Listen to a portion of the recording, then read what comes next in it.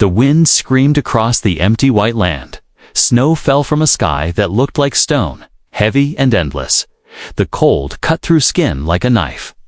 Lyra, a thin alien girl with pale blue skin, crouched behind a broken wall of rusted metal. Her arms were wrapped around a small bundle under her tattered coat. The bundle moved slightly, shivering, and a soft whimper came from inside. It was her pet. A tiny fur-covered creature with large black eyes and trembling paws. She pulled it closer, trying to share her body heat. But her own body was shaking so hard she could barely keep her teeth from chattering. Her breath came out in clouds that turned into frost on her face. Every second felt slower, heavier, as if the night itself wanted to freeze her in place.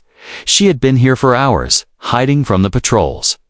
The alien hunters walked these lands at night, searching for anyone weak enough to capture. Sometimes they took them for labor, other times for worse things. Lyra didn't want to think about what might happen if they caught her. Her pet was the only family she had left. She had promised herself she would never let them take it, even if it meant dying here. A sudden crunch of snow made her ears twitch. She froze, holding her breath. The sound came again, slow, heavy steps. Breaking the crust of ice, it was not the fast stomping of the hunters, nor the clinking of their armor. This was different, slower, deliberate. Her heart pounded in her chest. She peered over the edge of the wall, her eyes just above the metal, through the swirling snow. She saw a tall figure moving towards her. It was wrapped in thick layers of strange cloth and armor pieces. A hood covered most of the head, a mask hid the face. The figure carried something in one hand, a small, glowing device. Warm light spilling out into the cold darkness. Her first thought was to run, but her legs felt like frozen stone. Her pet whimpered again, and she held it tighter. The figure stopped a few steps away. Standing still in the snow, it slowly raised its free hand, palm open, showing no weapon. The voice that came through the mask was deep but calm. "You're going to freeze out here," it said. The words were in her language, but the accent was strange. She realized this was not one of her kind. This was a human. She had heard of humans rare, dangerous, unpredictable. Some said they were savages. Others said they were heroes. She didn't know which one stood in front of her now. The human crouched. Placing the glowing device on the snow between them, warmth spread from it, and Lyra could feel it even from where she sat. Her body ached to move closer, but fear kept her rooted in place. The human didn't come closer. Instead, he reached into a bag and took out a small package. He opened it, and steam rose into the freezing air. A smell filled the space between them, warm, like cooked grain and meat. Her stomach twisted. In hunger, she hadn't eaten in 2 days, and her pet was even weaker. The human placed the package on the ground near the glowing device, then stepped back. Lyra looked at her pet. Its black eyes looked up at her. As if asking what they should do, she moved slowly, still holding the creature close, and edged toward the warmth. The heat wrapped around her like a soft blanket. Her fingers tingled painfully as they began to thaw. She took a cautious bite of the food, the warmth spreading inside her. Her pet licked at the bits she offered, its shivers calming slightly. The human spoke again. "There's shelter nearby, but the storm will get worse before morning." His voice was steady, but there was urgency in it. She knew he was right. If she stayed out here, she and her pet wouldn't last the night. But going with him meant trusting someone she had just met, someone from a race she didn't understand. Far in the distance, a faint howl rose through the wind. It was not an animal. It was the sound of the hunters calling to each other. Her blood turned cold again. The human's head turned sharply toward the sound. He looked back at her, his eyes unreadable through the mask. "Decide now," he said. "Stay, and they find you. Or come with me." Lyra's grip on her pet tightened. She looked at the glowing device. The warmth, the food, and the figure who had brought them. The hunter's call came again, closer this time. Her heart raced. She didn't know if she was walking into safety or danger, but she knew she couldn't stay here. Taking a deep breath, she stepped toward the human. Her pet pressed tightly against her chest. The snow swallowed their footprints as they moved into the storm together. The snowstorm swallowed them as soon. As they left the broken wall behind, the wind pushed at Lyra like invisible hands, trying to force her back. The human moved ahead with long, steady steps. His back bent slightly against the wind. He didn't look back often, but when he did, his eyes scanned her and the small creature she held. His mask was covered in frost, but the warm glow from the device hanging at his side lit the path ahead. Lyra kept her eyes down, focusing on each step. Her boots were old and cracked, letting in the freezing wetness. Her legs felt heavy, but she forced herself to keep moving. The human didn't speak for a long time, as if the storm would carry their voices to the hunters. Only the sound of their boots in the snow and the distant howl of the wind filled the night. After a while, they reached a ridge where the wind was slightly weaker. The human stopped and pulled a folded blanket from his pack. Without asking, he draped it over her shoulders. The warmth shocked her, and she almost pulled away out of habit on her homeworld. Kindness without reason was dangerous. It often meant a hidden cost. But here, the human simply adjusted the blanket and stepped forward again. They descended into a valley where snow had piled high against twisted metal structures. Lyra realized they were the remains of an old transport ship, its hull split open. And half buried, the human led her toward a narrow gap in the wreckage. He motioned for her to go inside first. The space inside was small, but shielded from the wind, with bits of scavenged cloth covering the walls in the corner. A small heating unit hummed softly, giving off a faint orange light. Her pet squirmed in her arms. Sensing the warmth, she set it down on a scrap of fabric near the heater, and it curled up instantly. The human removed his hood and mask, revealing a face marked by frostbite scars and tired eyes. His hair was dark, cut short, and his skin was pale from the cold. "You should rest," he said simply. Handing her a container of water, she took it slowly, sniffing it first, then drinking. The cold liquid soothing her dry throat, he crouched near the heater, removing his gloves to check a small device on his wrist. It showed a flickering map and blinking dots. Lyra watched him carefully, still unsure if she could trust him. Why help me?" she asked finally, her voice soft from disuse. The human glanced at her but didn't answer right away. Instead, he reached into his pack and took out a small metal tin. He opened it and poured a steaming liquid into a cup. Sliding it toward her. "Because you were freezing," he said, "and you had someone with you who couldn't survive without you." Her hands trembled as she held the cup, the warmth soaking into her fingers. She wanted to ask more, but the sound of crunching snow outside made her heart skip. The human's head snapped toward the entrance, his eyes sharp.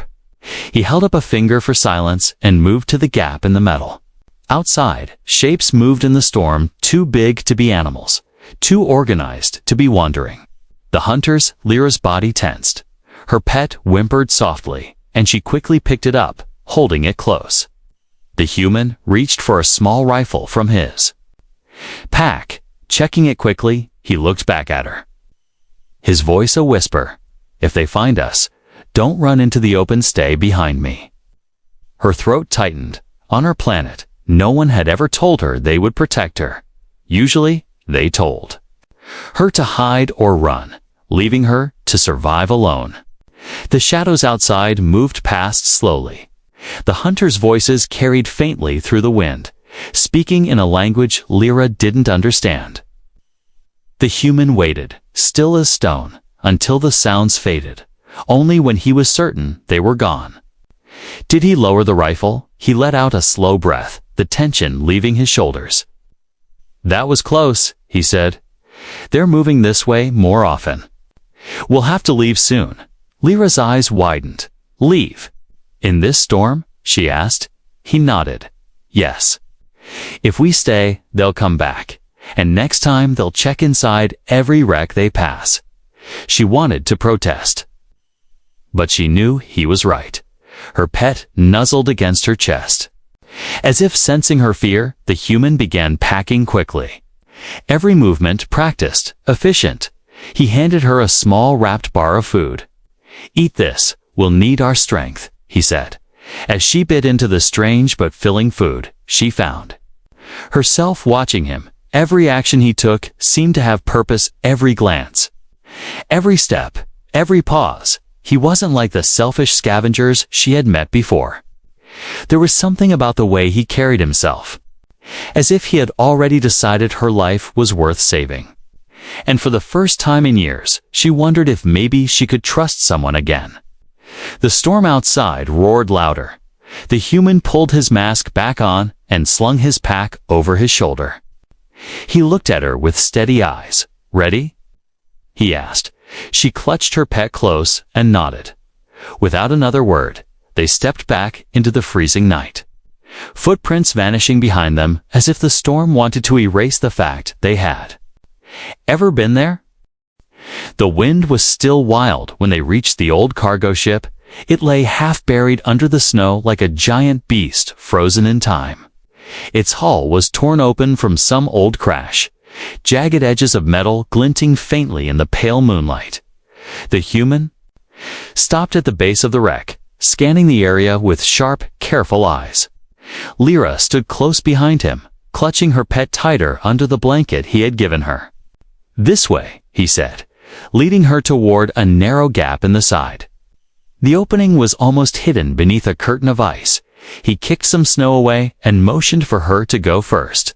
She hesitated, her mind still whispering warnings, but the thought of the hunters out in the storm pushed her forward. The gap led into a dark passage that smelled faintly of rust and cold metal. Inside, the air was still, the howling wind muffled to a distant hum. It felt almost too quiet after the endless noise of the storm. Lyra's boots crunched over frost-coated floor panels as she followed the human deeper into the wreck. They passed broken crates, shattered glass, and bits of equipment that had long stopped working. Finally, they entered a small room at the heart of the ship, its walls lined with metal shelves. In one corner was a makeshift bed made from layers of cloth and insulation. Beside it sat a small, flickering heating unit. The human dropped his pack near the bed and began unpacking supplies. Lyra stood near the entrance, unsure if she should sit or stay standing. Her pet wriggled in her arms, sniffing the air, its black eyes curious. You can rest here, the human said without looking up. I've been using this place for a few days. It's safe, for now. The warmth from the heater was weak, but enough to take the bite out of the air. She sat slowly, her eyes scanning the small space. It was clear the human had been living here for a while. Tools were neatly placed. Food packs stacked in order, and a portable water filter sat in the corner. He opened one of the food packs and handed it to her. It contained small strips of dried meat and soft bread. Her stomach growled loudly, making her cheeks heat up. The human didn't comment, only poured her a cup of warm liquid from a battered metal flask. She drank slowly, savoring the heat spreading through her chest. For the first time since she met him, she studied his face properly. His eyes were sharp, but there was a tiredness behind them, the kind of tiredness that came from years of running, fighting, and surviving. You never told me your name, she said quietly. He glanced at her before answering. Call me Rourke. She hesitated before saying, I'm Lyra. And this is Keek, nodding toward her pet. Rourke's gaze shifted to the small creature curled up by the heater. Keek, he repeated, the name sounding strange in his human voice. It's lucky to have you. The words made her blink, unused to anyone saying something kind without expecting something in return. Suddenly, a low groan echoed through the metal walls. Lyra tensed, but Rourke raised a hand. "It's just the ship settling in the wind," he explained, though his eyes still flicked toward the doorway. He was always listening, always aware. It was as if he never fully relaxed, even in shelter. They spoke little as they ate, the silence heavy but not unfriendly. Lyra noticed that Rourke kept glancing at the flickering map device he carried. Finally, she asked, "Where are we going?" He looked at her for a long moment before answering, "There's a human outpost 2 days from here. We can make it. You and Keek will be safe." The word safe felt strange to her ears. It had been so long since she had even imagined such a thing. But part of her wanted to believe him. "Still," she said, "why take me there? You could travel faster alone." Rourke's eyes softened just slightly. "I told you. You were freezing out there. I don't leave people to die." The quiet between them grew again, but this time it was less tense. Keek gave a soft chirp from the heater, curling deeper into its warmth. Lyra pulled the blanket tighter around herself and leaned against the wall. For the first time in days, her body began to relax. Her eyes grew heavy, the steady hum of the heater and the ship's metal frame lulling her toward sleep. Rourke stayed awake, checking his weapon and listening to the faint sounds outside. The hunters were still out there, their voices carried by the wind. He knew they wouldn't give up easily. And as much as he wanted to let her rest longer, he also knew that every moment they stayed here was a risk. In the shadows of the shelter of steel, their fight for survival was only just beginning. The pale light of morning crept through the cracks in the ship's hull. The storm had calmed, but the cold was still sharp enough to bite through cloth and skin. Lyra stirred awake, her body stiff from sleeping against the wall. Keek was still curled up near the heater, its tiny chest rising and falling slowly. Rourke was already up, crouched near the narrow opening they had entered through, his rifle resting across his knees. She rubbed her eyes and whispered, "What is it?" He didn't turn to look at her tracks. He said quietly, "Fresh ones." Her breath caught. She moved closer and peered outside. The snow around the wreck was marked with deep footprints, larger than human, heavy, and deliberate. They led up to the ship and turned away, disappearing toward the ridge. They were here. Rourke continued, "Probably during the night." Lyra's stomach twisted.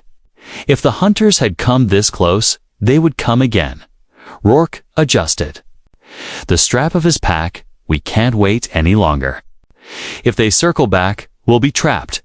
Lyra's fingers tightened around Keek, who had just woken and let out a small, questioning sound. She didn't want to go back into the cold, but staying was worse.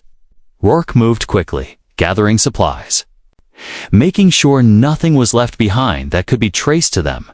He even kicked snow over the spot where the heater had been, erasing the heat mark. "Why hide that?" she asked. "Hunters have sensors," he replied. "They can track leftover warmth." Before leaving, Rourke checked the outside again, scanning the horizon. The morning was unnervingly still. No wind, no drifting snow, just silence. It was the kind of quiet that made every sound seem too loud. They stepped out into the open, and Lyra pulled the blanket tighter around her shoulders. Her breath hung in the air like smoke. The tracks stretched far ahead, deep impressions that told her the hunters were heavy and wearing spiked boots for ice. "They're moving in groups," Rourke muttered, crouching to study the prints. Lyra noticed something else: smaller tracks, almost like claw marks, weaving between the larger ones. "Dogs?" she asked quietly. Rourke gave a short nod. "Not dogs, but close enough. They'll smell us if we get too close." They moved in the opposite direction of the tracks, careful to step on hard-packed snow where prints wouldn't be as clear. Rourke's pace was steady but tense, his eyes always scanning the distance. Every now and then, he'd stop, crouch, and listen. Lyra learned to stop when he did, her heart pounding each time the silence stretched too long. Hours passed, the cold sinking deeper into her bones. Her legs ached, but she didn't complain. Keek was bundled inside her coat, sleeping most of the time. Rourke led them toward a jagged line of ice cliffs, their surfaces glittering under the weak sun. "These will block their view," he said, "and the wind here will scatter our scent." They walked along the base of the cliffs until Rourke suddenly froze. He raised a hand, signaling her to stop. She followed his gaze and saw it a faint plume of smoke in the distance, rising from behind a ridge. Her stomach tightened. Smoke meant fire. And fire meant someone was out there. Could be other survivors. She whispered hopefully. "Could be," Rourke replied. "Or could be them." He crouched low, motioning for her to do the same. They moved carefully toward the ridge, staying in the shadows where the cliffs cast their long morning shade. The closer they got, the more Lyra could hear a faint crackling, the sound of flames and voices carried by the air. Her hands tightened around Keek, who had poked its head. Out of her coat, Rourke reached the edge of the ridge and slowly peered over. Lyra waited, her heart hammering, when Rourke turned back to her. His expression told her enough. "Hunters," he said simply. She swallowed hard. "How many?" "3. "And the hounds?" he said. He pointed to the snow in front of them. "Where more fresh tracks crisscrossed, they're tracking something. And it's not us." Lyra blinked, confused. If it's not us, then what? Aloud. Distant howl cut her off, echoing across the ice. It was closer than before. Rourke's jaw tightened. They found a trail. And once there, done with whatever they're hunting, they'll sweep this area. He looked at her, his voice low and urgent. "We need to get ahead of them, keep moving, and find a place where we can vanish completely." She nodded, forcing her legs to keep going even though exhaustion pulled at every muscle. The snow crunched softly under their boots, and behind them, the hunters' voices began to fade. But Lyra knew they were still out there, and sooner or later, the tracks in the snow would lead straight to them. The wind returned before midday. It was not as wild as the storm from before, but it carried a deep, steady chill that seeped into the bones. Rourke led the way across a frozen plain, his steps deliberate, always choosing the path with the hardest. Snow so their tracks would fade faster. Lyra followed close, Keek pressed under her coat. Its small heartbeat, a faint warmth against her ribs. The horizon was endless. A flat sheet of white, broken only by distant black shapes of rocks and ice. Ridges. Rourke's pace was relentless, but he never moved so fast that she couldn't keep up. Every hour or so, he would stop briefly, scan the distance with sharp eyes, then adjust their path without a word. Lyra could tell he was navigating by more than sight. He seemed to feel the land, like a hunter avoiding traps. By the third hour, her legs were aching. Her breath came in short bursts, the cold air burning her throat. Rourke glanced over his shoulder and slowed slightly. "You're doing well," he said quietly. Most wouldn't last this long in this cold. She wasn't sure if he was trying to encourage her or test her resolve, but she kept walking. Keek stirred once.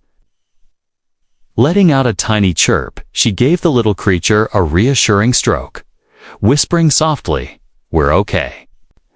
We'll be okay." But in truth, she wasn't sure. The hunters had not appeared again, but their presence still clung to her thoughts like a shadow. Every gust of wind sounded like a distant howl. Every flicker of movement in the snow made her heart jump as they crossed a stretch of uneven ice.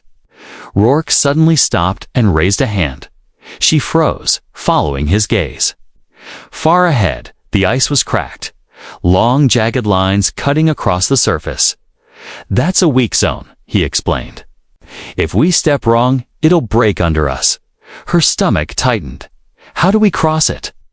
He adjusted his pack and pointed to the side. "We go around. But it'll add hours." They turned, skirting the danger zone, moving toward a low ridge of snow-covered boulders. The climb was slow, each step sinking into knee-deep drifts.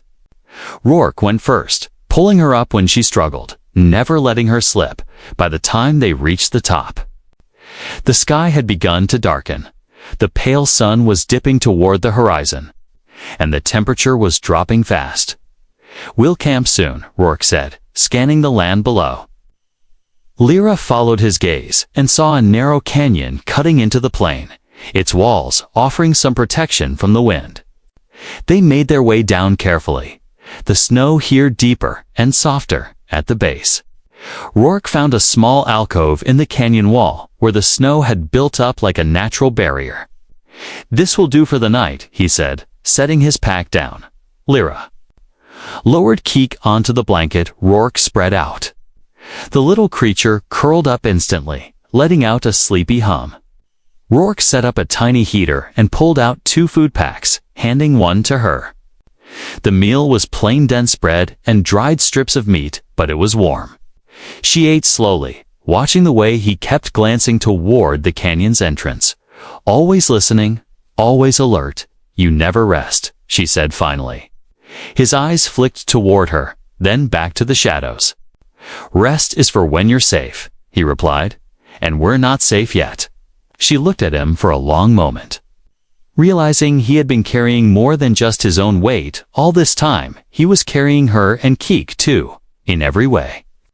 That mattered. After they ate, the cold grew heavier. The air so still, it felt like the world was holding its breath. Lyra pulled the blanket over herself and Keek. Trying to block out the creeping frost, she felt Rourke move beside her, adjusting. The heater closer, the faint warmth reached her face, and she whispered without thinking, "Thank you." For not leaving us, he didn't answer immediately. Instead, he glanced at her with a look she couldn't quite read. Finally, he said, "I told you before, I don't leave people to die." Something in his voice told her it wasn't just a statement, it was a rule he lived by. One forged from something in his past, but she didn't ask. Sensing that the story behind it was not one he shared easily, the night deepened. The stars sharp and cold above them. They sat in silence for a long time. The only sounds, the soft hum of the heater and the faint breathing of Keek.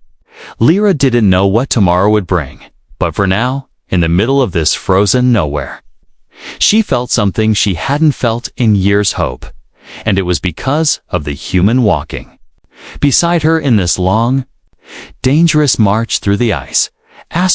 By the time morning came, the sky had turned an angry shade of gray. The air felt heavy, pressing down like a weight. Rourke stood at the mouth of the canyon, staring at the horizon with narrowed eyes. Lyra joined him, pulling the blanket tighter around her shoulders. "What is it?"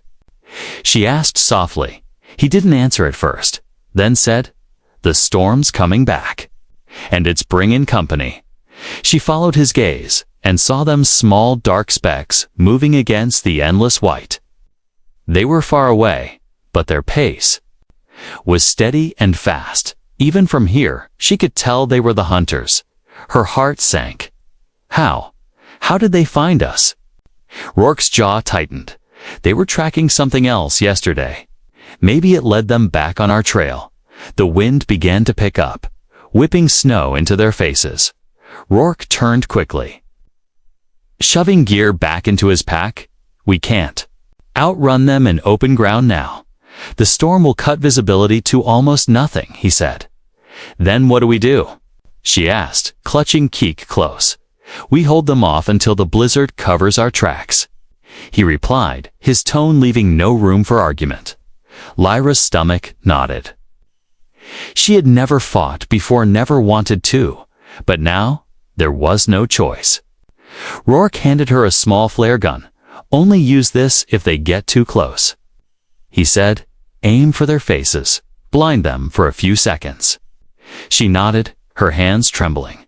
He checked his rifle, loaded it, and positioned himself behind a jagged piece of rock near the canyon entrance. The wind roared louder, snow swirling in thick waves through the haze. The hunters' shapes grew clearer. 3 tall figures in heavy armor, with lean, four-legged hounds beside them. The hounds moved low to the ground, sniffing, their glowing eyes fixed forward. Lyra's pulse pounded in her ears. Keek gave a low growl, a sound she had never heard from it before. Rourke waited until they were close enough to see the gleam of their weapons. Then he fired. The crack of the rifle echoed off the canyon walls. One hunter stumbled back, snow spraying from the impact on his armor. The others spread out instantly, their hounds leaping forward. Lyra raised the flare gun, her breath sharp and fast. A hound broke from the side, bounding toward her. She fired, the flare exploding in a burst of searing light. The creature yelped and twisted away. Blinded Rourke shifted his aim and fired again, hitting the second hound's shoulder, sending it skidding into the snow. The hunters pressed forward, their armor gleaming under the storm's dim light. The wind howled so loud it swallowed shouts and commands. Snow spun around them, stinging skin like tiny knives. One hunter lunged at Rourke with a long curved blade. Rourke blocked with a rifle stock. The impact jarring through his arms, he kicked the hunter back. But another was already circling toward Lyra. Lyra's breath came fast, her vision blurred by the snow. The hunter's shadow loomed over her. Keek leaped from her arms, sinking its small but sharp teeth into the hunter's glove. The alien cursed and swung its arm, trying to shake the creature off. Lyra didn't think. She fired the flare gun again, the blinding light exploding just inches from the hunter's face. Rourke saw the opening and took it, his shot striking the hunter's leg. The figure went down with a roar. The storm was now in full force, the world around them reduced to white chaos. The last hunter hesitated, their hound whining and retreating into the snow. Visibility dropped to nothing. Shadows vanished, shapes blurred, and sound became a muffled roar. Rourke grabbed Lyra's arm, pulling her back deeper into the canyon. Now, he shouted over the wind. They moved quickly, Keek clinging to Lyra's coat. Behind them, the hunters' voices faded into the storm. The blizzard swallowed everything, their tracks, their scent, their enemy. When they finally stopped, both were gasping, their faces raw from the cold. Lyra clutched Keek to her chest, her whole body shaking from more than just the freezing air. Rourke's eyes scanned the swirling white, making sure they weren't being followed. Then he turned to her. "You did well," he said simply. She managed a small, tired smile. "I only did what I had to," she replied. His gaze lingered on her for a moment before he nodded. "Sometimes that's enough to survive." The storm raged for hours. Snow swirled like a living thing, wrapping the world in white silence. Rourke and Lyra moved through it slowly, their heads bent against the wind. Every step felt heavier, as if the blizzard wanted to drag them into the ground. Keek was tucked deep inside Lyra's coat, its small body trembling against her chest. They didn't speak much. The wind would have stolen the words anyway. But even without speaking, they moved together like they had been walking side by side for years. Rourke would pause when she struggled, letting her catch her breath. She would point out patches of ice he might not see in this frozen world. They had become each other's lifeline. By the time the wind began to weaken, the light was fading. The storm left behind smooth, untouched snow that covered every trace of the fight they had survived. Rourke lifted his head and scanned the horizon. "There," he said, pointing to a faint glow in the distance. Lyra squinted. It was hard to see through the thin mist. But yes, there was light, warm and steady. They pushed forward, the glow growing brighter with every step. Finally, shapes began to emerge from the snow-tall poles, wire fencing and dark silhouettes of buildings. The human outpost. Lyra's knees nearly buckled with relief. She had dreamed of safety for so long that seeing it felt unreal. As they reached the gate, a figure in heavy armor stepped forward, the visor lifted to reveal a weathered human face. Rourke. The guard said in surprise, "We thought you were gone." "Not yet," Rourke replied. His voice rough, got 2 more mouths to feed, though. The guard's eyes shifted to Lyra and the small creature peeking from her coat. There was a moment of hesitation, then the guard nodded and opened the gate. Warm air hit her face as they stepped inside the first building. The change was almost painful, her skin tingling as it thawed. The smell of cooked food drifted through the air. She didn't realize how hungry she was until her stomach growled loudly. Keek's nose twitched, and it gave a tiny, happy chirp. Medics appeared quickly, guiding them toward a small, heated room. They checked Lyra's frostbitten fingers and wrapped them in warm cloth. One of them tried to take Keek to check it for injuries, but the little creature refused to leave her arms. Rourke stood by the doorway, watching quietly as they worked. His rifle was still slung over his shoulder, as if he couldn't put it down even here. When the medics left, Lyra looked at him. "You saved us," she said softly. He shook his head. "You saved yourself." "I just made sure you had the chance," but she knew it wasn't true without him. She and Keek would have been frozen in that wasteland. Her voice trembled as she said, "I owe you more than I can ever repay." Rourke's expression softened. "Just a little. You don't owe me anything," he replied. "Just stay alive. That's enough." Silence hung between them for a moment, but it was not an uncomfortable one. It was the silence of people who had shared danger and come out the other side. Keek yawned, curling tighter in her arms for the first time in days. Lyra let herself smile.